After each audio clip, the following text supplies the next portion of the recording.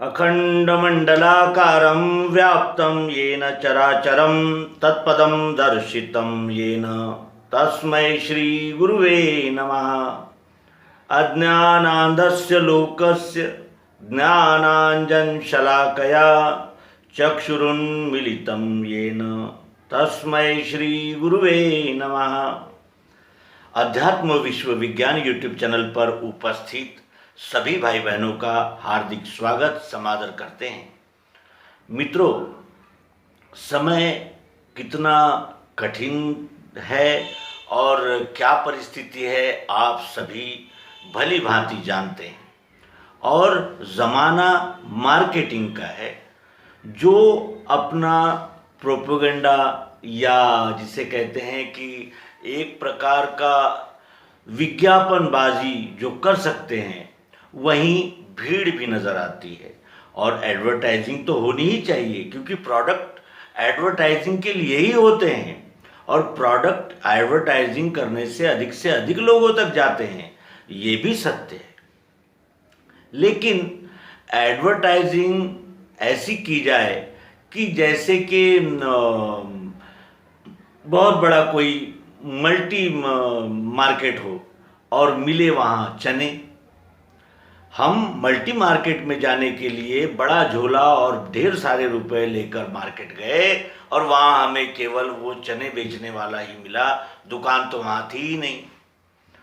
इस प्रकार जब हमें, और ये सब अनुभव कब आते हैं, जब हम सब कुछ कर चुके होते हैं, युवावस्था गंवा चुके होते हैं, अनेक मतों, पंथों, मठों और ग्रंथों के अध्ययन में हम पारंगत हो चुके होते हैं, और उस छानबीन से जो हमारे कुछ मत तैयार हो जाते हैं कि नहीं, मैंने जो इतने साल पढ़ा उस किताब में लिखा है, इस बाबा ने कहा है, वहाँ ऐसा बोला है, वो ऐसा कहते हैं, तो बात सत्य ही होगी, झूठ तो हो ही नहीं सकती।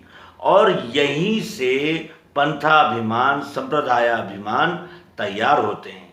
और पंथ संप्रदाय की शिक्षा केवल यही होती है कि अपने मत पंथों संप्रदायों का विस्तार कीजिए, बढ़ाइए और इतना शक्तिशाली बनाइए कि जनमानस पर उसकी छाप पड़े, उसकी बात सुनी जाए, लोग उसे माने और आदर करें, और फिर उसके पार्श्वभूमि में हम भी राजनीति करें, कुर्सियां प्राप्त करें और आनंद ले जीवन का। मूर्ख बनाने के लिए और मूर्ख बनने के लिए ही हम ये जीवन खो देते हैं। तो फिर सियाना कौन है, चतुर कौन है? जहां अगर अध्यात्म में ऐसी बातें हैं, तो भौतिक में क्या हो रहा है? भौतिक में हम न किसी भी प्रकार से, चाहे कुछ भी करना पड़े, सभी सुख सुविधाओं का उपभोग लेंगे और ढेर सारा ऐश्वर्य प्राप्त करेंगे, और उस ऐश्वर्य के द्वारा अनंत प्रकार के भोग प्राप्त करेंगे और मेरा मेरा करेंगे। ये मेरी जाति है, वो मेरा कुल है, ये मेरे बच्चे, ये मेरा घर, ये सब मेरा मेरा करेंगे। और अंत समय में कर्म से भरी हुई वो गठड़ी वो उठाकर चल देंगे। यानी जब अब तक जो हम मेरा मेरा कर रहे थे, क्या वो स्वप्न था? क्या संपूर्ण जीवन देकर प्राप्त करने की बातें थी? वो इतनी महत्वपूर्ण थी वो? उसका हमारा क्या नाता था? केवल यहाँ जीवन गुजार देना है, और वो भी इसलिए कि ये सब यानी आवश्यकताएं हैं। लेकिन हम उसी को सर्वस्व मानकर इस अंधेरे में पड़े रहते हैं कि मुझ जैसा कोई सुखी नहीं, और मुझ जैसा कोई दानी नहीं, और मेरे जैसा कोई है नहीं। और इस तरह वो मैं परिपक्व होता है, मजबूत हो जाता है, जिसे देहाभिमान भी कहते हैं, व्यष्ट्याभिमान भी कहते हैं, और जिसे मैं कहते हैं मैं। और ये मैंने कितनों को डुबाया, इसके विषय में विशेष विस्तार करने की आवश्यकता महसूस नहीं होती। लोग कहते हैं रावण भी तो बहुत विद्वान था, ज्ञानी था, और अपयश कितना था। तो इस प्रकार का यानी हमारा बर्ताव है। और ये अध्यात्म विज्ञान हमारे जीवन में परिवर्तन क्या करता है, यही इस एपिसोड का मुख्य विषय है। अध्यात्म कहता है कि जिस तरह जल में कमल पत्र रहता है, उसी तरह तुमने इस जगत में रहना है। कमल पत्र जल में ही रहता है, कमल का उद्भव जल से ही होता है, जल ही उसका जीवन है, लेकिन वो अपने को वो जल छूने नहीं देता। पत्ता जल को छूने नहीं देता। क्यों? अलिप्त रहता है, जल में ही है लेकिन अलिप्त है। क्यों? ऐसा क्यों? ऐसा इसलिए कि वो जल में रहकर भी जल रूप नहीं होना चाहता, इसीलिए वो अपना अलिप्तता रखता है। उसी तरह इस जीवन में हम आए हैं, रहना है, अनिवार्य है, जीवन है, सभी आवश्यकताएं हैं और अनिवार्यता है, इससे छोड़कर कोई जा नहीं सकता। लेकिन यही सर्वस्व नहीं है, क्योंकि जब हम आए तब न हमारा कोई कुल था, न जाति थी, न गोत्र था, न भाषा थी, न कुछ भी नहीं था।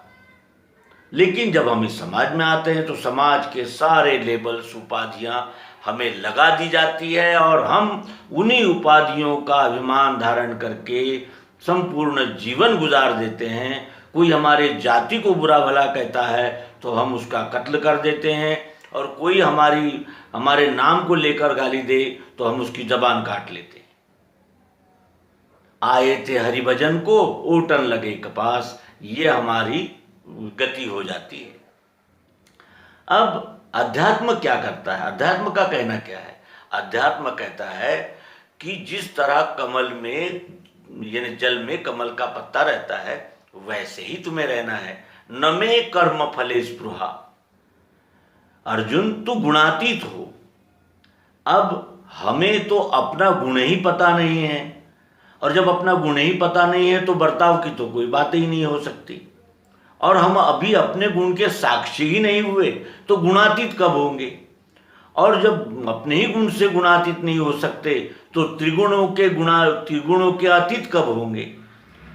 और त्रिगुणों के अतीत हुए बगैर उस अक्षर का, यानी जिसे कहते हैं कि स्वीकार, निश्चय हो ही नहीं सकता। क्योंकि जब तक हम ये अलग है, मैं अलग हूँ, वो अलग है, ये अलग है, इस प्रकार रखेंगे, तब तक किसी भी स्थिति में वहाँ समता और जिसे कहते हैं कि अद्वैत नहीं आ सकता। अद्वैत के लिए सबसे बड़ी आवश्यकता होती है कि सब मैं ही तो हूँ। यदि मैं इस हाथ को पराया मानता हूँ तो मैं इसको तकलीफ दे सकता हूँ, लेकिन जब मैं देखता हूँ कि ये हाथ मेरे काम आता है तो फिर ये, और दूसरा ये है कि मेरे तो काम आता ही है लेकिन ये मेरा अंग है। जब इस हाथ को मैं अपना अंग मानता हूँ तब उसके देख रेख और व्यवस्था की चिंता भी करता हूँ। अध्यात्म विज्ञान अनेकता में एकता के दर्शन कराता है और साथ ही कहता है कि ये जितनी भी अनेकता दिख रही है, ये एकता का ही प्रस्तुतिकरण है, प्रकाश है। जिस तरह एक ही बिजली कैमरे में भी प्रवाहित हो रही है और ये विद्युत ये बल्बों में भी प्रवाहित हो रही है, कंप्यूटर में प्रवाहित हो रही है, पंखे में, कूलर में, एसी में, सब में एक ही बिजली प्रवाहित हो रही है। बिजली तो एक ही है, लेकिन अनंत आकारों प्रकारों में व्यक्त हो जाने से वो दृष्टि भ्रम हो गया है कि ये अलग है और वो अलग है। बिजली का बटन ऑफ करते ही ये सभी उपकरण किसी काम के नहीं रहते। इस तरह ये अध्यात्म विज्ञान मनुष्य जाति को जागृति देता है। कहता है कि तुम जिस पंथ के भी हो, मत के हो, ग्रंथ को मानने वाले हो, कोई भी हो, लेकिन पृथ्वी, जल, अग्नि, वायु, आकाश, इनको आप नकार नहीं सकते और इनसे आप विद्रोह भी नहीं कर सकते। अगर आप इनसे विद्रोह करने का प्रयास करोगे तो आज हम देख रहे हैं ऑक्सीजन के लिए दौड़ धूप चल रही है और कोई वायरस बना रहा है तो कोई वैक्सीन बना रहा है। क्यों? क्योंकि वहां वो मूल सिद्धांत का पता ही नहीं है। अहम ब्रह्मास्मि, अयम आत्मा ब्रह्म और तत्वमसि और सर्वम खल्विदम ब्रह्म वसुधैव कुटुंबकम, इस सिद्धांत को प्राप्त यदि करना है तो इसी अध्यात्म विज्ञान के प्रकाश में हमें चलना होगा और तभी उसकी प्राप्ति हो सकती है। अर्जुन भगवान श्री कृष्ण जी को कहता है कि मुझे अव्यय आत्मा का दर्शन कराइए, और भगवान श्री कृष्ण जी उससे कहते हैं कि देख ले, अनंत हाथ है, पेट है, नाक है, मुंह है, देख ले। लेकिन अर्जुन को बोध नहीं होता। क्यों? क्योंकि वो दृष्टि उसे प्राप्त नहीं हुई थी। जब उसे दृष्टि दी गई और दिव्य चक्षु की युक्ति उससे समझा दी गई और कहा कि इस दृष्टि से अब जगत की ओर देख, तो वो क्या कहता है? हे देवेश, हे जगन निवास, विश्वरूप, विश्वमूर्ते, क्या कहता है वो। और इस तरह 11वां अध्याय भगवान श्री कृष्ण जी ने अर्जुन को दी हुई युक्ति से सुसज्जित है। केवल उस युक्ति का विवरण वहां नहीं है। तो विवरण है लेकिन थ्योरेटिकल है और अनेक अध्यायों में बटा हुआ है।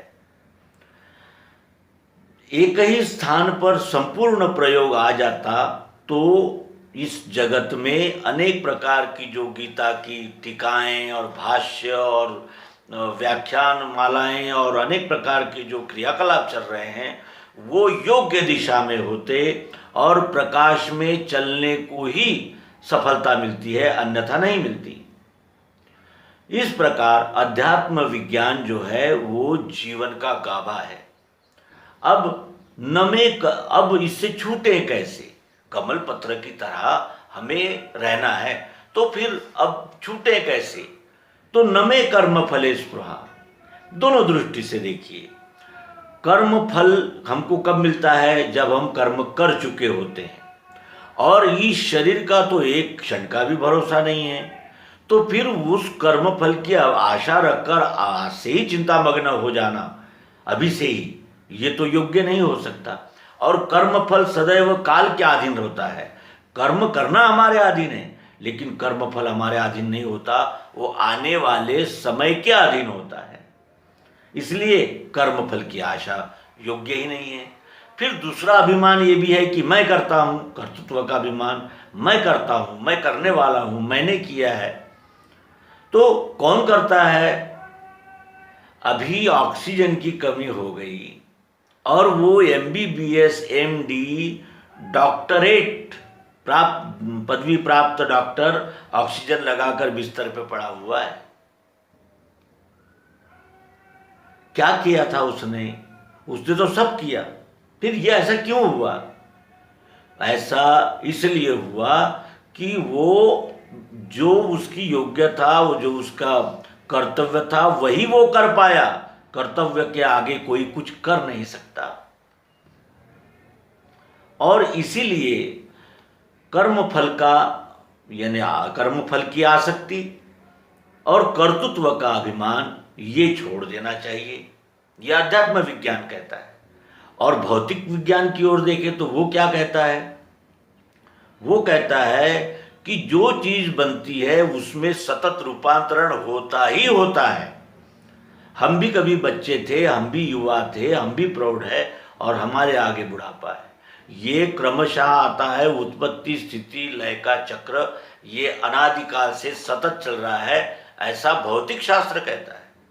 भौतिक शास्त्र कहता है कि जड़ कभी भी यानी और रूपांतरित नहीं रह सकता, जड़ को रूपांतरण होता ही रहना पड़ता है। और जिसका रूपांतरण होता है उसको तो अस्तित्व होता ही है। प्लास्टिक टूटा, कितना भी टूटा, तो क्या होगा? पेन टूटा, क्या हुआ? प्लास्टिक है। जब तक प्लास्टिक है ये कई आकार धारण कर सकता है, लेकिन इसको देखने की जो दृष्टि है, एक व्यक्ति देख रहा है कि ये पेन है, दूसरा व्यक्ति देख रहा है कि ये प्लास्टिक है, और तीसरा व्यक्ति देख रहा है कि ये सफेद सफेद सा कुछ है, कुछ ऐसा ठोस सफेद सफेद है।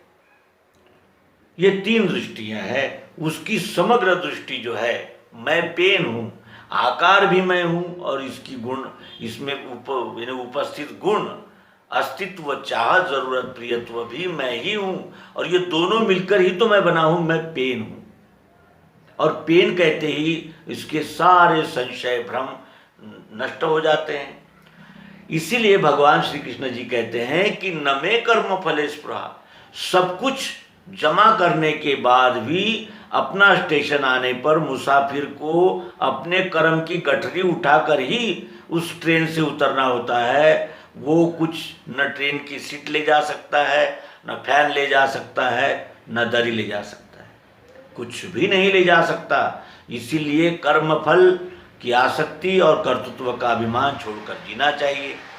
अब रह गई ममता, मोह, जिसको जिसने अर्जुन को जकड़ लिया था, वो था मोह, ममता, मेरा मेरा मेरा मेरा। उस दृष्टि से देखें तो मेरा है क्या? क्या है मेरा? शरीर भी तो मेरा नहीं है, कुछ समय के लिए है। मेरा कहां है? जब ये खोखा ही धोखा दे सकता है तो फिर मेरा है क्या? और मेरा क्या नहीं है?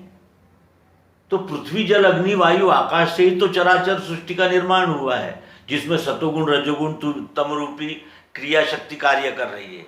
और ये दोनों अलग अलग हो ही नहीं सकते, और अलग है ही नहीं। और इसमें चाह, जरूरत, प्रियत्व, ओत, अप्रोच, सर्व, ओर, एक सार।